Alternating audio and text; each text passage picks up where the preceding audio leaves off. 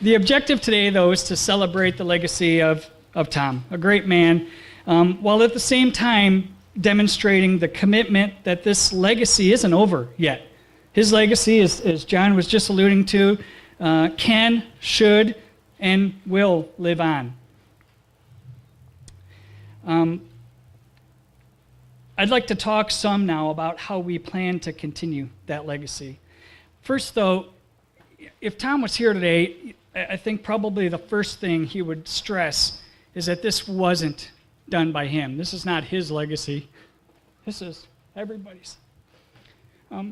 I thought this picture was unique because it shows him in isolation, and a lot of people use the analogy of rowing a boat, and it takes a good team effort to row a boat. And we have a picture of Tom here rowing solo, but that's just to draw the contrast that he knows, and hopefully you know, that this was not a solo effort. He didn't do this by himself.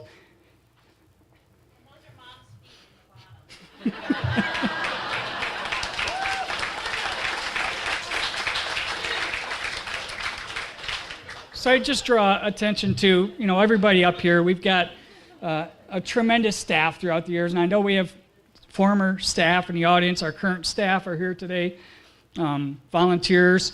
You're the backbone of this organization. Tom knew you were the backbone of this organization.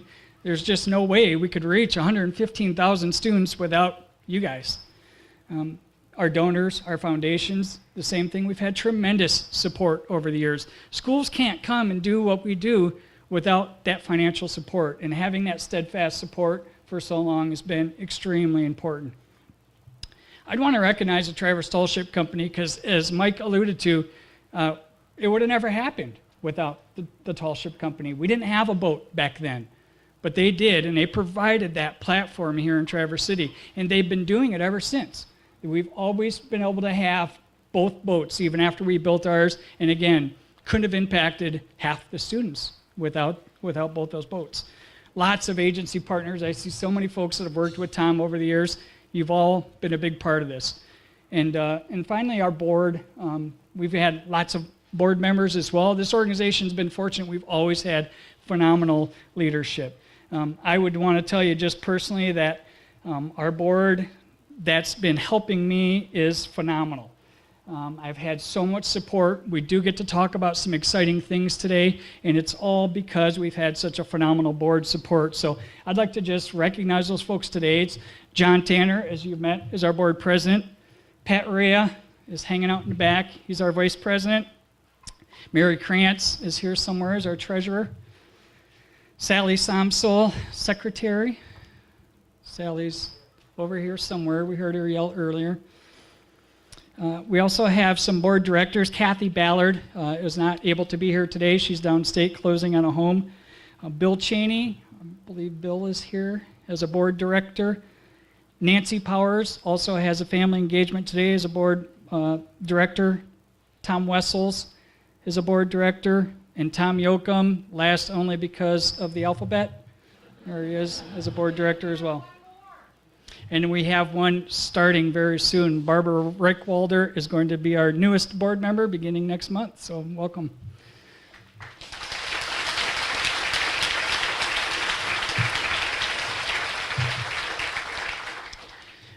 Sticking to that theme of the fact that this is a shared legacy, I think we have to recognize Kim Biaki.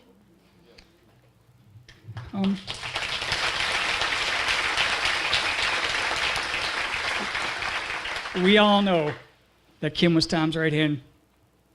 And there's just no way we'd be where we are today without her. I believe Kim's brothers are here today, Jim and Carrie. Are you guys here in the back? Please stand up and be recognized.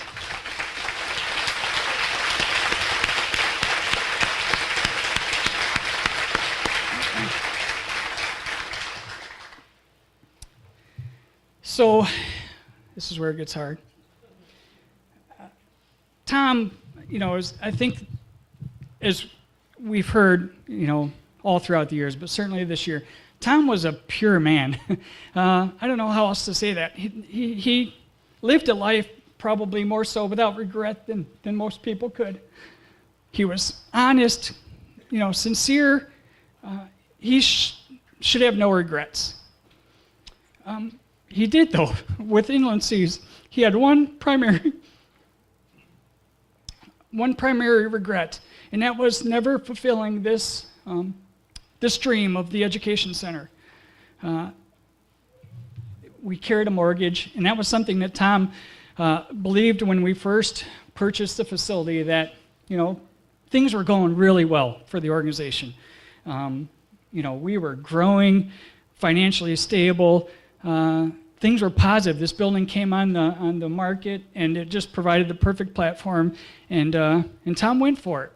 And I wouldn't say he regretted that decision, but he regretted that, we went into a downturn in the economy, and everything else turned backwards, and we weren't able to pay off that mortgage. And he voiced many times to me that, that was the one thing he wanted to do before he retired. He shouldn't have regrets. So I'm extremely happy today to announce that we've got finances to pay off this mortgage.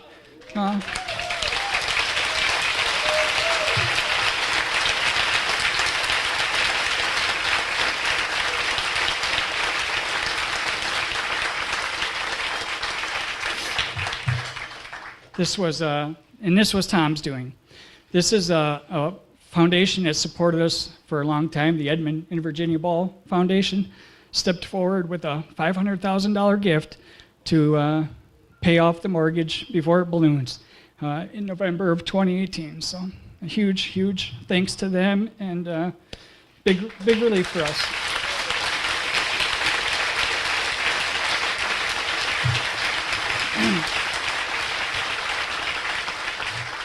One of the things I wanted to emphasize at this point was that one of the reasons I think Tom felt confident in going into, making the big decision to purchase this property was because the team he had at that time.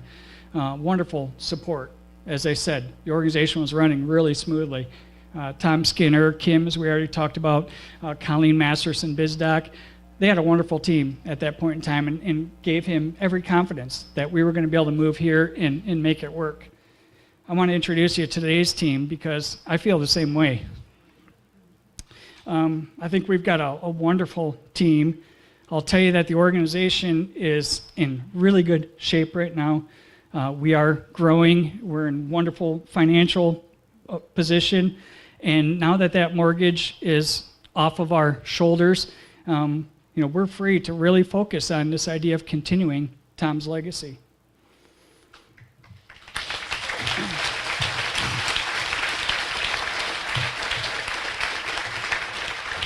I'm going to tell you, though, Tom's legacy is bigger than a mortgage.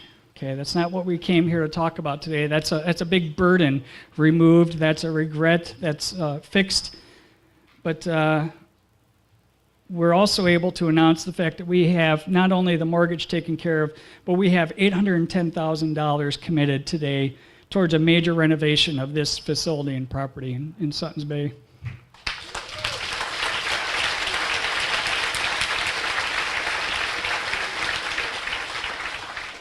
We're going to turn it into the Inland Seas Captain Thomas M. Kelly Biological Station.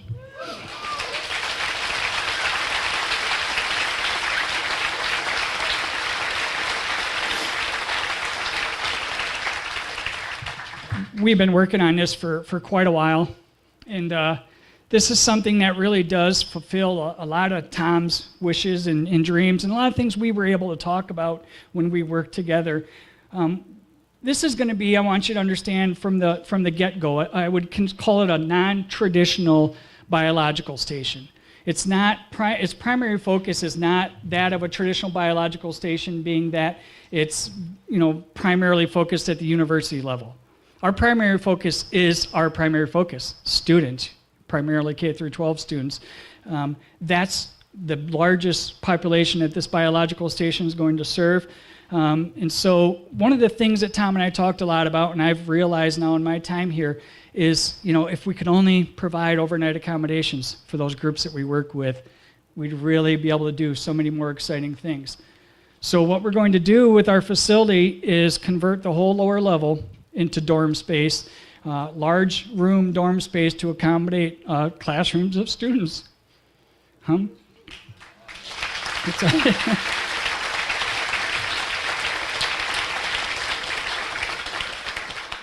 Thanks for the breather. We will, though, also be able to have a variety of folks. We are going to have individual dorms that will be able to serve, the traditional university individuals, whether it be professors or interns. We also are going to have dorm space to house those folks that we, think are probably the pinnacle of our stewardship message, the interns that we work with every year. Will have the opportunity, if they desire, to be able to stay right here on site. And then also, we've been working closely with AmeriCorps Vistas over the year. We'll have lots of dorm rooms to house all different kind of folks. We want to be able to take advantage of the full property, be able to use this water resource to be able to provide not only recreational opportunities for those kids as they're here with us, but access to the bays for those researchers that might be coming as well. I'm going to give you a little sneak preview. Can I do that? I'm going to walk you through. I'm going to exit this for a second, and we'll show you some of the renderings. If you bear with me. This might make you a little dizzy, but I think this provides a really nice walkthrough. So you just saw the front end. The thing I would like you to know is right now what we're doing is kind of standing on the sidewalk right there at M22, right out there. And the first thing hopefully you noticed right here is that the large storage shed is going to be removed. That's one of our first objectives, to open up this front, make a primary front entrance to the building out here. You'll also see, I'm going to try to zoom in here a little bit.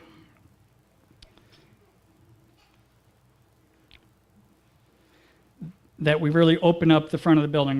Our plan is to remove that whole deck area in front that has the ramp all throughout here to again open up that building. We've moved the ramp over to the side of the building. It'll be a much less length in that ramp to access that door. And then as you can see over in this part of the building, we'll replace that shed with a nice, more reasonable, safe, secure pole building, so to speak, nice barn on this part of the property. I'm going to scan out just to show you the benefits of this. The reason is this provides ample parking right at the front of our building. It provides an actual organized parking lot so people know how to and where to park on this lot. And it provides, more importantly, a real nice entrance and exit so our bus drivers and those folks know what to do. We're going to create a nice bus loop that comes in, around, and drops off right where they need to be. So we're really excited about cleaning up the whole flow and lot area. But obviously what we're most excited about is being able to get into the dorm rooms. So I'm going to bring you in here for a minute and look at this lower level, which is what's right behind the net or the tent right now. This is our boat shop. I want you to emphasize first that we are going to relocate the boat shop, but it's going to be into this wonderful facility that we're building here on the property. That will allow us to move into the boat shop area for dorm rooms. That provides enough rooms for us to be able to accommodate a classroom of 30 students, as well as all of the other individuals that I talked about that we hope to have on site. Provides a couple of other really neat things here. We have a nice patio area. We have to provide ingress and egress for those dorm rooms. So removing that deck opens up this whole area here for a nice gathering spot. So I'm going to bring you inside the building right now, if I can manage that. I'm going to spin us down. It'll be better to look from the top. Check this out.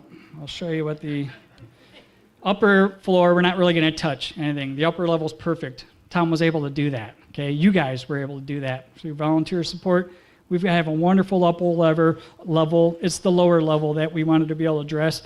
I just cut off that lower level, and we can zoom in here to see what that's going to look like. This is a concept. We're still working through some of the space issues, but again, you can tell that this is the boat shop area.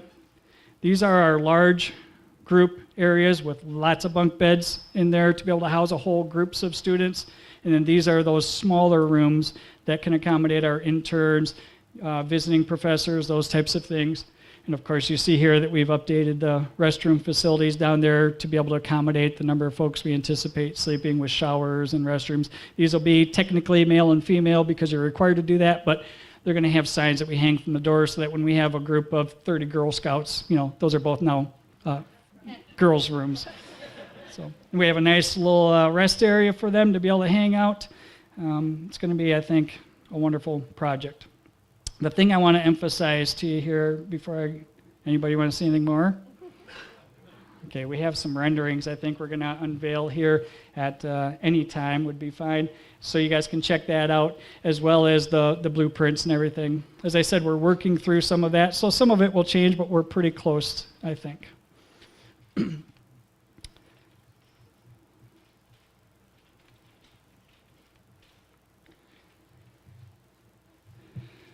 The focus for us is having overnight accommodations for schools that are affordable, easily accessible. It's going to give us the opportunity to provide full-day experiences for schools.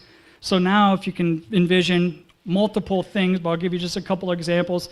Students can attend a schoolship program with us in the morning. They go climb the dunes in the afternoon, and they come back here, spend the night in the biological station, and then be able to go back the next day. We have this wonderful dream. I can't wait. I'm hoping we can make this happen sooner, like maybe even next year, where we have a bike corral in Traverse City, 30 bikes in Traverse City, 30 bikes here in Suttons Bay. And that way students could, ride the Manitou in the morning, have a schoolship program, hop on the Tart Trail, ride up here in the afternoon, and then sleep in the biological station. You can think of any of these partners between the National Park Service, our conservancies, all the wonderful trails, all the agency partners that are in this community doing wonderful work with students. We'll be able to provide a real broad range of full-day experiences for teachers and students. This will provide a much more impactful and meaningful experience for kids. So I live kind of by a mantra. Everything that I do, any work that I do, I try to do important, meaningful work, and ISEA obviously fits in that. When you do important work, I think you have a responsibility to do it with as many people as you possibly can. Tom came up with the solution. So if that's the right solution, we're all here today because you all believe in it, then we ought to be doing it with as many people as you possibly can. So we're expanding here in Suttons Bay. We're going to be able to reach a lot more students and schools because we'll be able to provide these services for them. But I'm going to tell you, we're also really excited about the opportunities to be able to expand, and I will say back to Traverse City, because that's where we all started. We're excited that we have the opportunity to be able to be working with all the exciting things that are happening at the Discovery Center. We get to work more closely with our partners at MHA, at the Traverse Tall Ship Company, and all the other organizations that call the Discovery Center Great Lakes Campus in Traverse City home. I know there were lots of rumors. In fact, I had more people ask me today, are you going to be telling us that you're moving to Traverse City?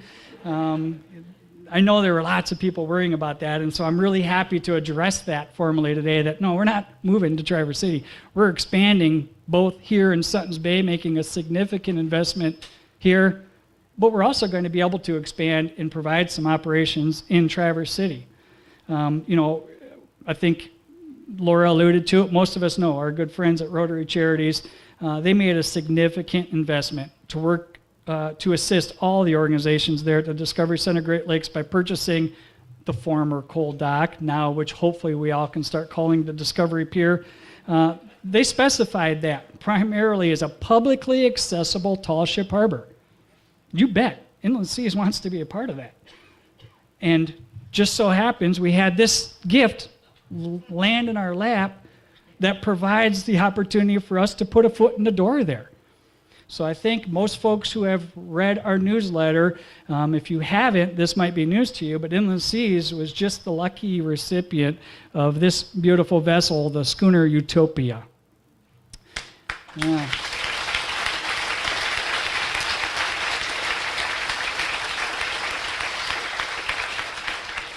Utopia is a really unique vessel. It was donated to us by the Peterson family of Sturgeon Bay, Wisconsin. They're from the Peterson boat builders in Sturgeon Bay. This was Fred Peterson's, the founder of that builders. This was their personal yacht.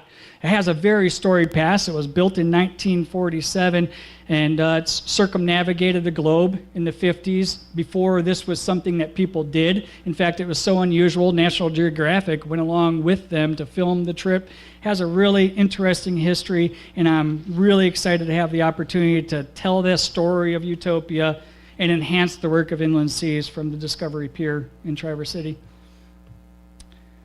So, you know, I think the future legacy of Inland Seas and Tom Kelly are certainly alive and well. I told you we've got $810,000 secured for this facility in Suttons Bay. And I want to tell you up front that we're not here today to, you know, raise funds to make this project happen. We have the funds. Those plans that I showed you are something that we can make happen with what we have right now. Now, certainly, will we be, you know, wanting to dress it up a little bit? You know, of course, you know, I'm not going to tell you we're not going to be coming and asking you for stuff, because there's lots of exciting ways to be able to enhance that and make it more meaningful. But the reality is, this is a reality. We're going to be able to make this happen.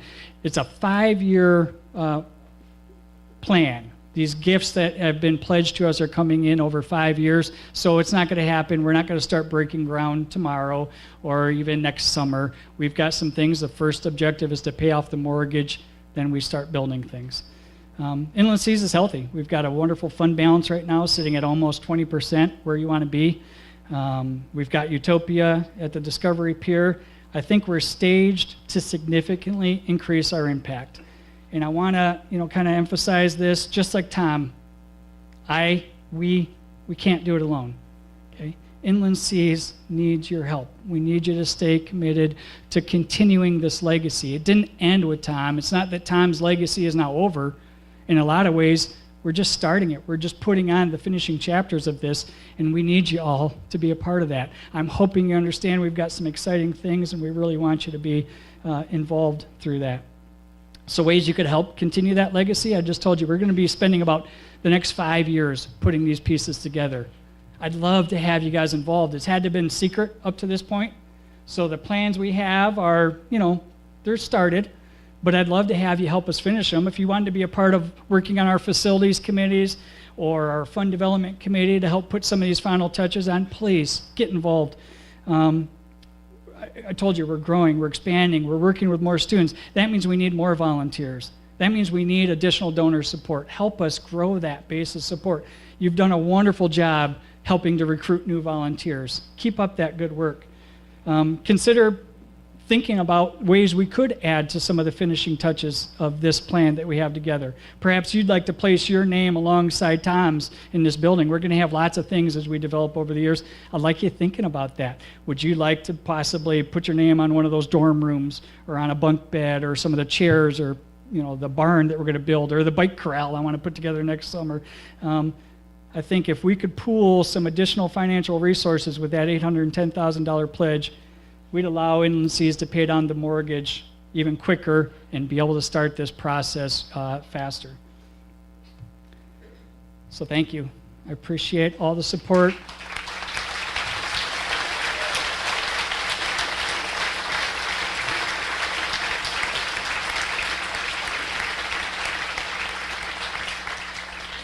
You have been, and we hope that you will be, continue to be a part of the collective legacy that's Inland Seas. I don't think Tom would be the one saying it's his legacy. It's Inland Seas' legacy. It's our legacy. It's yours.